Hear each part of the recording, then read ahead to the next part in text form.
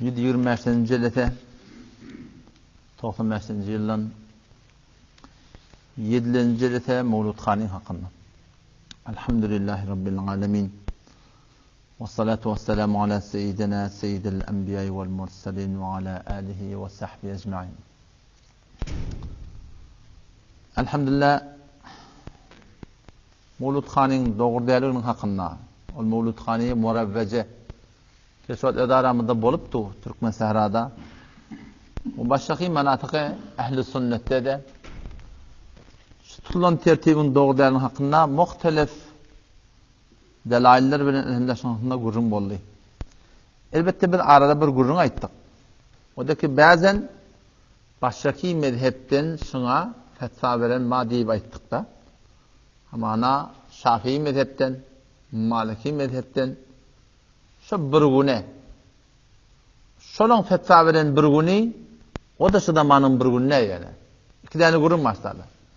Bazen geçellerde şu zamanlarda şu bir güne fetva verenler var.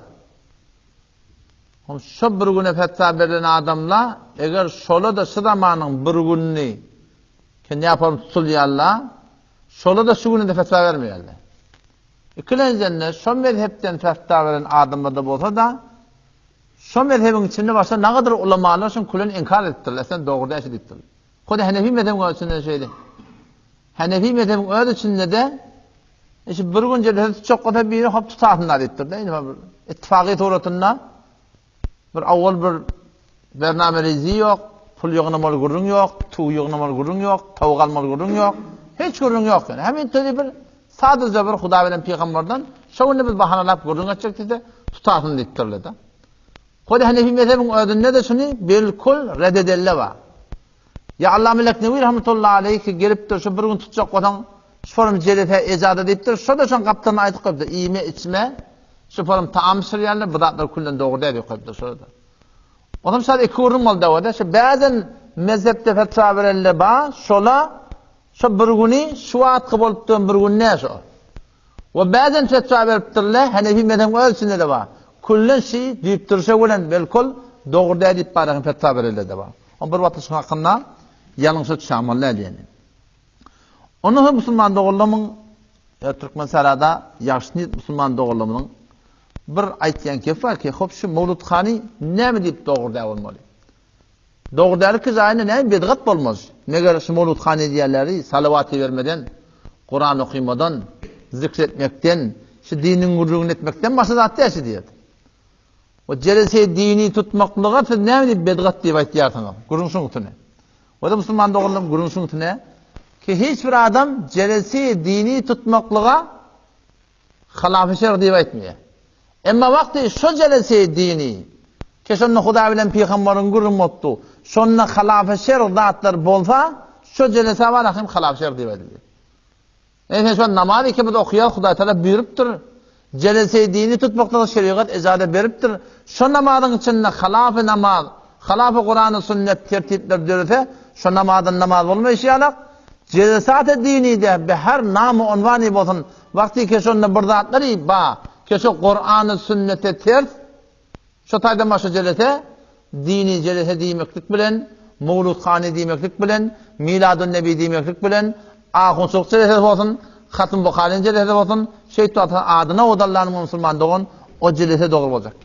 Ondan sonra da bärik gaýtsak, inşi çizi bename Jesni Miladun Nebi Peýgamberiň bolan güni diýip şowun haslap şowun bir jelese tutmaklyga öwünçäk peşpüni edip bernamelizi edip hatym ýygnap oňa ýene bir zat ýygnap oňa dükän aýlanyp oňa taň edip harç ýygnap bir zat etmeklik şoňa da Peýgamberimiz öýde bolup peýgamber bolup 23 ýyl ummatyň içine gelipdir da şo hiç jogapda 23 ýyl içinde şu men bolan günümdir ha üýşe bolan çaşa bolan gelip menden gurrun ede bolan diýmek.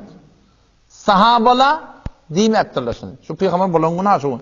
Şu gibi gurrun edeli. Ýyly 10 kay peýgamberden gurrun etmedikdir ola. Sahabala diýmekdirler, tabiine diýmekdirler, tebe tabiin diýmekdirler. Aýme müştehidine diýmekdirler, imamlardan diýmekdirler, şagirtler diýmekdir. Hanefi mezhep arkasyny hiç kim hatta şu 700 ýyl çellim, ta garny haftyma çellim, hiç şahsy benami ehli sünnet şu peýgamberiň bolan güni diýip Şoň jelede tutmaly bir sefer de tutmapdy şunu.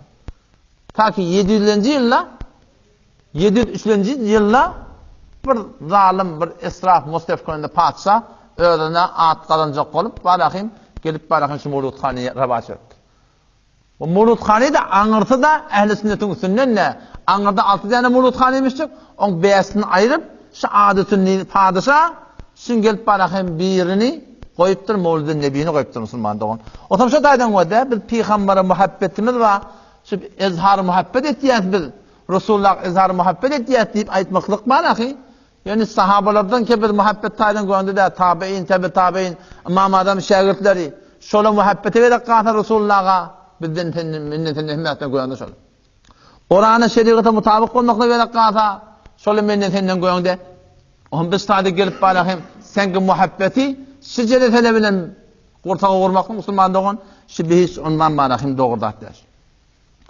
Yani eger bagan şeýle bir günne, şeýle bir jennete tutup Nego günden geçiyor ki var hefte baragly, ona aya baragly. Ýyly 10 kaya baragly şo. Sahabalar mennetinden beter şoň hakyny öwet çördiler. Otamşa daýdan wada musulman dogan sözüň gytgasy, jelese dini tutmaklykda hiç bir müşkil ýok. Ýöne müşkil ştada keten bir güni peýgamberiň bolan güni diýip jelese tutmaly we şoňa sünnet ýa mushaf binanwany ibadet we sowap şonu bilmeli. Huda bilen peýgamberiň aýtmaklaryny şu amelkar galat. Şu tamamda beşlesi jelese tuttursa, her gün jelese bilemsa. Şoňa bir adam diýip bilermi, mushaf diýip bilermi şoňa? Mushaf da şu jelese nämiş? Her kim şereket etse, sowap, şereket etmeýän adamda günah käsiri ýok. Bir adam şoňa sünnet diýip bilermi? Jelese dini şereket etmekdige, şereket eden adam şereket eder, şereket etmedigen şereket etmer da. Emma bula näme etdiler? Öten şygyny riwayetler okyp berdim ha. Ki Mawludxany etmeklik peýgamberiň bolan günni şonu Ebu Bekir ýapsypdylar. Siddiq radiyallahu anh. Hazrat Ömer ýapsypdylar. Hazrat Osman ýapsypdylar. Hazrat Ali ýapsypdylar. Ma'ruf Kerhi ýapsypdylar. Imam Şafii ýapsypdylar. Tamam ulaqan ähli sünnet ulamalaryna şunu bu unwany ibadet we sawap etmeli, şeriatyň hukmy diýip edipdiler. Şeriat aýtýasyny diýip barahim etmeklik musulman dogan. Stafa barahim şumur beter bir söýsenjek ýer bolýa, beýç ondan dogurdy. Enis formaliyada wada sebab bilen özde oglan uşakma, şu oglan uşak teň aýdanyňa denak, teň aýdanyňa tert etdi. Biz şo bilen näpem berhurdy da. Ham bir geçerden iki geçerdinde. Üçüncüye doğmangyny seni barahny dohlyapyň aten şoň. Peýgamberimiz näýdipdir da men amila amelen leysa aleyhi emruna. Her kim bir iş etdi bilen desturmy ýok şoňa. Fehuwa raddun sen merdutlar. Her kim bir iş etdi diýeni, her kim bir dali bu onwany sowap we ibadet we muslap we sünnet etse, ki peýgamberimiz aýtmapdyr, diýmapdyr musulman dogan. Şo taýdan marahym şol iş merdut bolýar. Peýgamberimiz mas aýdanyň dykka gawatda golan atar wada men amila amelen. Her kim bir iş etdi. Leysa aleyhi emruna. Bizde şoňa desturmy ýok. Her kim bir iş etdi bilen desturmy ýok diýen sogabyň gurruny, ibadetyň gurruny, muslahabyň gurruny. Bir zady özünden dölet ýerler, şoňa muslahap hukm berýärler. Peýgamber şonu aýtmapdyr, diýmapdyr. Fehuwa raddun. Peýgamber näme diýe? Şol bir merdut tat diýe. On gapdan türkmen näme? Peýgamber peýgamber şonu atmapdyr kim diýe? Peýgamber kulörde ýakmapdyr diýe. Peýgamber maşyny bilmepdir diýe. Peýgamber näme? Men amila amelen her kim bir iş etdi, bu onwany ibadet. Bu onwany sawap etse, şeriatyň hukmy diýip etse, şonu merdut tat diýe. Şu bir adam diýen şey, penka ýakmak şeriat diýip aýtýarlar şu. Penka ýakmak sawap diýen gurmandyň aramy. Penka ýakmak sawap mustahapmy? Öýe kulör almak farzymy, wazipmy, sünnetmi, mustahapmy? Hiç satda pul we adam alýa, pul ýok adamda alanak. O şeň şeriatyň munna hiç bir dehalaty ýok musulmandyň. Otaşa daýda musulmandyň gazawat ýani tiz bilen. İmam Malik rahmetullahi aleyh bir ajib bir kebaý dipdir. İmam Malik rahmetullahi aleyh qarny evvelin adamdy. 93-nji ýylda dünýäge geldi. İmam adamdan 13 ýaş kiçik 179-njy ýylda dünýeden gelipdir. İmam adamdan 29 ýyl sonra ýaşan adam şo. Allama Şatibi rahmetullahi aleyh kitaby El-İhtisam diýip şoň 2-nji ýyldynda 18-nji sefetinde 64-nji sefetinde şol bedgatyň hakyna bir zat diýipdir. Bu da açyklap aýdypdyr da men ahdada fi hadihi ummati şeý'an. Her kim şu ummatda bir zat döretdi diýipdir. Näme döretdi? Bu onwany ibadet we sawap diýip bir zat döretdi. Men ahdada fi hadihi ummati şeý'an. Her kim şu ummatda bir zat diýip onwany sawap we ibadet döretdi. Lem yekun aleyha selefuha. Selefe salihde ýokmuşdyk. Fakat zaama qat'an şol adam yaqin edildi. Güman ediyor şu adam ki näme? Enne Resulullah sallallahu aleyhi ve sellem risale. Şu peygambara risalatına hıyanet etti deyip aytdı gol yaşa diye. Hiç kimin dilini aytacak ki. Ular eden adam Malik rahmetullahi näme diye? Men ahdede fi hadhihi ümmeti şey'en. Her kim şu ummatta bir dadi bolmany ibadet ve sevap döretdiye. Lem yekun aleyha selefa. Selefe salihsin etmeyaptır. Yedide selim yokmuştuk şu. Fakat za'ame. Kattan şu adam güman ediyor. Enne Muhammedin sallallahu aleyhi ve sellem risale. Şu risaletin nübüvvetine nauz billah peygamber hıyanet ediptir deyip aytdı ol yaşon diye. Dilini aytacak ya o ne deyip? Şun Allah Teala el-yevm ekmeltu lekum dinakum. Din kamil ettir Allah Teala. Seninle gelip Mevlud Hani Musab diyerdin. Mevlud Hani Sogab deyip aytıyordun. Peygambersin etmeyaptır. Sen peygamberin etmedik adını gel. Sogab demektin nauz billah. Sen peygamberden dini kamilrak edecek bolyan ele koyardın. Ve amelen näme nauz billah peygamberden öwetişmeklik şey. Toram idan aytya فَمَا لَمْ يَكُنْ يَوْمَ اِذٍ دِينًا Ol buradaki köşe peygamberin vatınına, sahaban vatınına, tabi'nin vatınına, tabi'nin vatınına din neymiştik şu? Şonda sogap değil miymiştik? Şonda musab değil miymiş şona? فَلَا يَكُنَ الْيَوْمَ دِينًا Bu ne? Şona hiç vakti din deyip aydılmıyor şona diye. Böyle ülkede şon adına mün bir tane el-Kadı İslami'de koyanın bilen şu Müslüman doğan malakim şol sogap bol düşmüyor. O zaman şu daydan malakim Resulullah sallallahu aleyhi ve selleme muhabbet etmeklik kimin Mevlud Hani benim muhabbetimi kokot diye demektir. Müslüman doğan Allah tebarek ve teala Kur'an'na ve Peygamber Aleyhisselam el mübarek hadislerine tariqi muhabbeti öğretiptir. Muhabbet edecek Peygamber'e Allah tebarek ve teala'nın esrahaten Kur'an'ı şunu aydıptır. Ne mi diye o da? Muhabbet bırakmadı.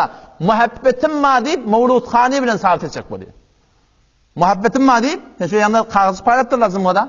O başka bir yerde paylaştırır şunu. Muhabbet deyip şu muhabbet bir öğretiyor da. Allah Teala'nın öğreti, Peygamber sallallahu aleyhi ve sellem öğreti. Şu muhabbeti ba adamla muhabbetin sabit etmeklerini yolunu koyuptur. Kul in kuntum tuhibbunallah fettebi'uni yuhibbukumullahu ve yaghfir lekum zunubakum vallahu gafurur rahim. Muhabbetin mami? Allah Teala ne mi diyor o da? Peygamber'e muhabbetin mami? Allah'a muhabbetin mami? Resulullah'a muhabbetin mami? Şunu sabit edecek mi hava? Ne etmeli diye. Kul in kuntum tuhibbunallah ey Resul Hudaş ummetine in kuntum tuhibbunallah Allah'ın gavuriyanmatını, şeriatı gavuriyanmatını, İslam'ı gavuriyanmatını ne medin onunla? Fettebi'uni ummetine ait beni Muhammed Mustafa sallallahu aleyhi ve sellem iyine düşsün. Peygamber muhabbetin mali Peygamber'in iyine düşmeye o da Peygamber Mevlud Hani ediptir mi? Sahabe ediptir mi? Tabi'in ediptir mi? Tabi nettir mi? Ben bir kere o anda öğrenmem olayım babacan. 7'de çelim yokmuştuk. Sen muhabbetin ma deyip gelip şu Mevlud Hani'nin sünnetini sabit etmeli mi? Ne yaparım alameti muhabbet bu diye şey? O zaman şu dayda Müslüman doğum da hayırlı bir ameli ki Resulullah sallallahu aleyhi ve sellem etmeyaptır. Şeriatta son hüküm yok. Şol halafı sünnet, halafı şeriat dâri edip men Resulullah muhabbetin ba demeklik Müslüman doğum şey bir dâri ki yabatığına Müslüman doğum doğru batır. Ol Allah Teala'nın aydani. Allah Teala ne dedi? Allah'a muhabbetin ma mi? Din İslam'a muhabbetin mami, Kur'an'a muhabbetin mami, Peygamber'in yerine çıkıptı. Peygamber sallallahu aleyhi ediptir mi? Şöyle delil gerek de. Peygamber sallallahu ediptir mi? Sahabe ediptir mi? Tabi'ne kim ediptir şimdi? Yalandan hadis çıkarıyorlar ödenen, hadis öğretiyorlar. Ve Peygamber sallallahu ediptir. Hadis sahih Bukhari'nin hadisi.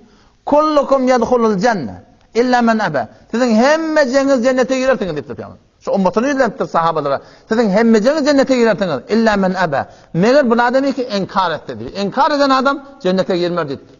Kalu ve men ya'ba ya Resulallah. Ya Resul inkar etmeli ve inkar. Kim inkar etti diye. Kim inkar etti ya Resulullah? Kala etti diye men eta'ani dehala cennet. Her kim bana uğra olsa, men aydanına uğra olsa, men sünnetime uğra olsa şu cennete girer. Ve men asani her kim men sünnetimi terk etse Reveşim terk etti fakat ebe inkar eden adam da şöyledir. Hatmin dilim bilen ekecek sana peygamber demek gerek ya. Vakti keden tertip edendegin halafı sünnet bulup var ya, şi naud billah inkar eden adam diye. Ve Allah tebarek ve teala'sından korkuptur. Ki sünnete tertip yasamaklıkta başa bela geliyor. Felyahdharillezine yuhalifun an emrihi. Felyahdharillezine korktun ol bir erkekten Allah der ki yuhalifun an emrihi. Resulullah'ın sünnetine tertip yasayanlar. Şoňa tertleşýärler en tusibahum fitnetun ki başlarına şolan bela gelir diyorlar. Bela nereden gelýär kaydettir mi? Şu halaf sünnet ýaşadan başına Allah Teala bela getiriyor. Eger biz halaf sünnet ýaşap ýene başymda bela gelmese şu gawyň uğurda ýaşy. Hudaýyň bolsun gödünden düşmeýän bolsun. Halaf sünnet ýaşap ýagmy?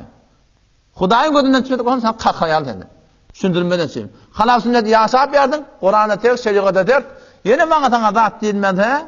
Şu doğruyun orada Müslüman doğan. Otam şu daydan sondan korkmalı. Petvede Resulullah'a muhabbetin sadıgana olsa, Resulullah'a vağın kavulayalın sınmasa, şunu sünnet hayır Resulü Kudu Aleyhisselam yine düşmeklikten sabit etmeli. Eymey Moşedin yine düşmeklikten sabit etmeli. Hanefi mezhebin muhteber fıkhi ki Kur'an sünnetten başa varlattı, şunu yine düşmeklikten var Müslüman doğan, şunu sabit etmeli. Şahir neyme diye? Muhammed Arabi ki aburuyi do saras. Muhammed Arabi ki aburuyi do saras, kesi ki hak ederşiniz, hak berser udiptir. Oraya iki dünya ağabeyce peygamber. Allah Teala şert ediptir, şoňyna düşmelipdir. Sen ne gelip durýan mygyna düşýärdiň? Kesike hak edersiniz, hak berser udipdir.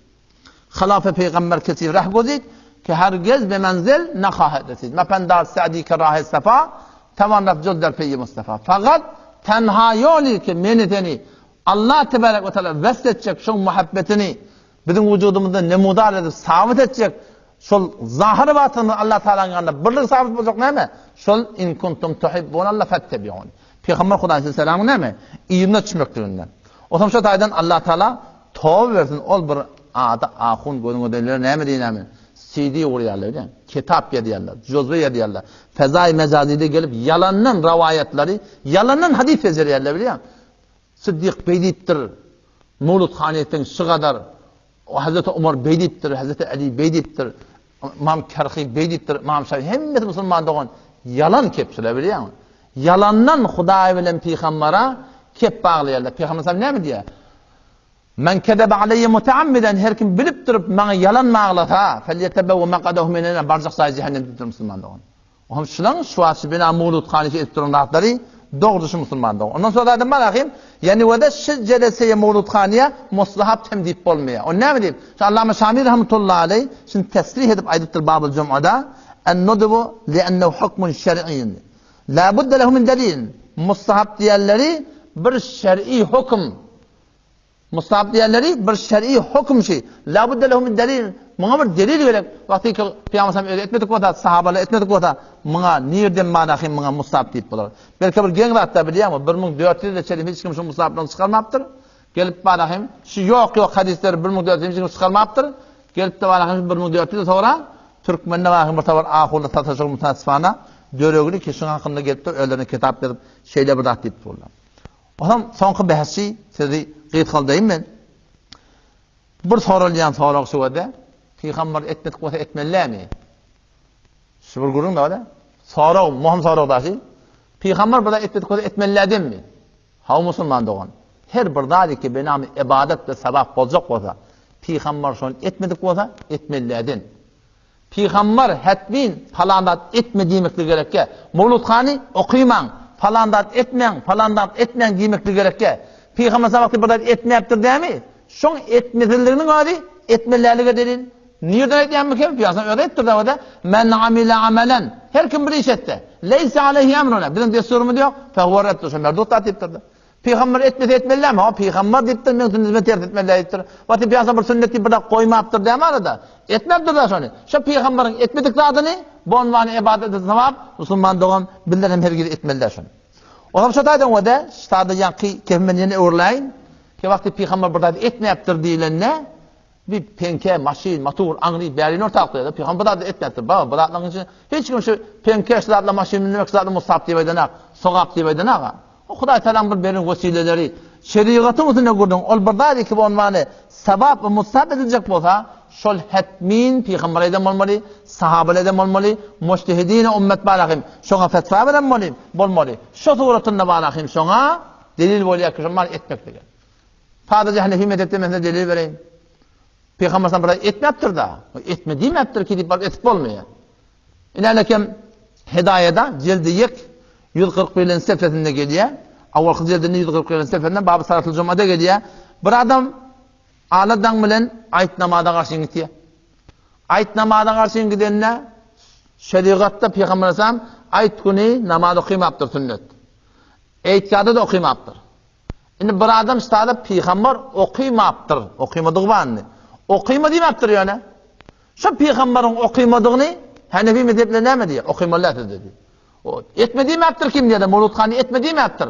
Bu tane şu durumda Peygamber ayetga baranda nefil okuyma demeptir. Yani öyle okuymaptır diye. Öyle okuymaptır mı hava? Bir de okuymalar diye Hanefi mezhebinin ulemaları. Mevlud Han'ı öyle etmeptir de mi hava? Bir de şöyle etmeler diye bakıyoruz durumda. Ve la yetenefele fil musalla. Musalla baranda nefil okuymar deyiptir.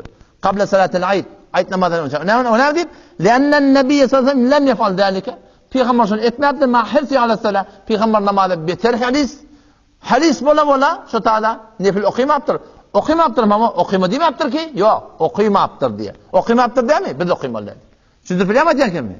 Etmediği, etmelerine delil. Hatmin, yaka bunu etme, onu etme, bunu etme, bunu etme. Onlar şeşşeri kitap da alma olarak Peygamber'de biliyor musun? Etmediği, etmelerine delil Müslüman'da o.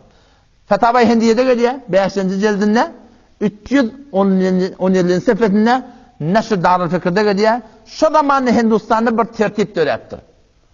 Şu cem-üç ölleri, Kul ya eyyuhel kafirundan ta ahirine selim okuyup, sogap başlayalım. Kul ya eyyuhel kafirundan ta ahirine selim okuyup, sogap başlayalım. Ulemalar dediktirler, bedgat dediktir. Kur'an okuymak bedgat mı? İsa sebep etti tutar. Ne bedgat? Son kesim sahabel etmeyaptır diye. Kur'an okuyup da sogap başlamaklığa tertip yok. Ne form okuydan baştan başlayıvereyim? Görün yok ki, yöneketen adam bir tertip tutuyordan aslında şeyde okuymalı. Falanı okuy.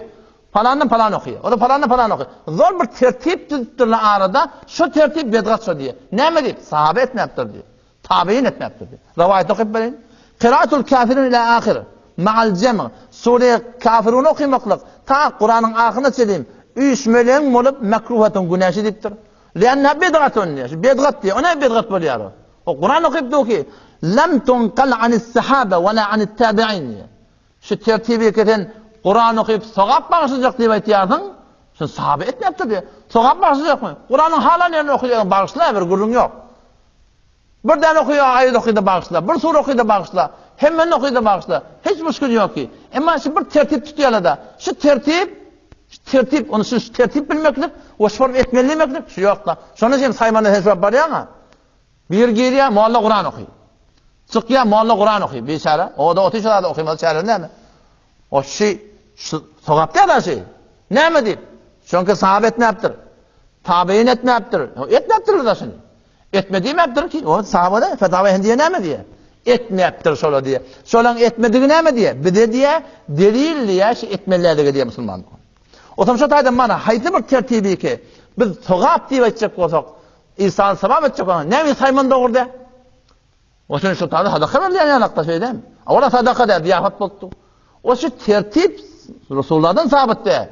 Sen İsa'nın sebep edecek olsan sogap deyip bir işecek olsan nasıl etmeli şimdi? Sogap deyip bir edecek olsan bayet son Resulullah'dan olmalı, sahabeden olmalı, müştehidinle usulen bayetçi gelen olmalı Müslüman doğan. Yokum ben de ravordanı her kim burada eder, sogap.